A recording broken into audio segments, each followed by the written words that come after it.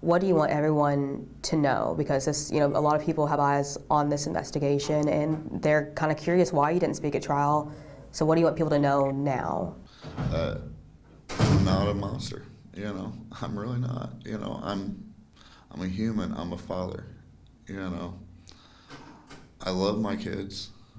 There's nothing I could have said at that trial that would have, taken those pictures out of the jury's mind. Just weeks after being convicted on 3 felony neglect charges, David Schonnebaum is breaking his silence. Can you kind of just walk me through, starting with that night, when this all happened, the next morning you called 911, kind of walk me through what happened? She checked on him at 11, I guess. Mm-hmm. So I gave him, positioned his bottle.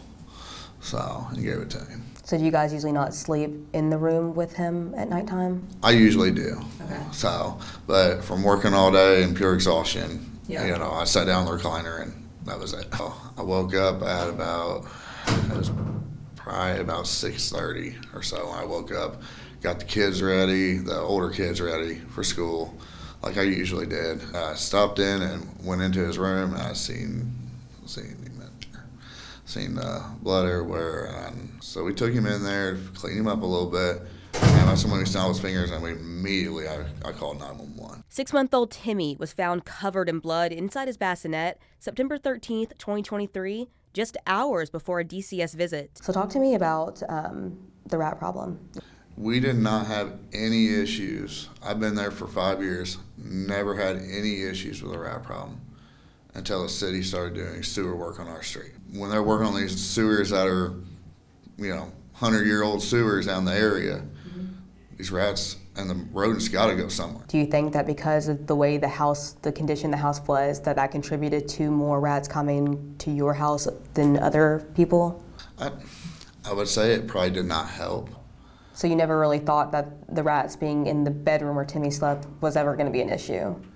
I'd never really seen them in the bedroom. How many did you see at a time? Rats, you'd only see one at a time. Okay. So you never really thought it was No. that big of a deal until this happened? No.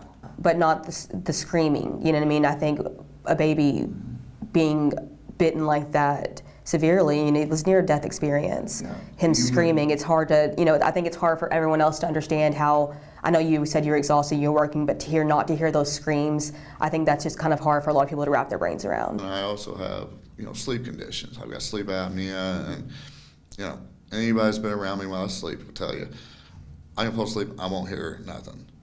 A lot of the agreement, with my wife being across the point was I was supposed to have someone there at night.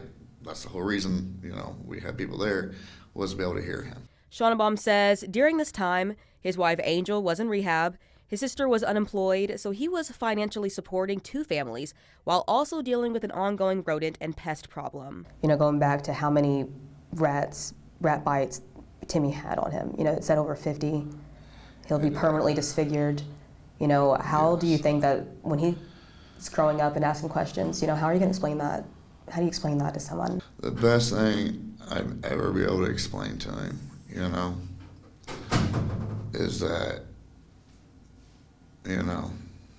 we were poor. We were growing up, we were doing our best trying to raise the kids, take care of them. Sometimes the best is not, it isn't the best,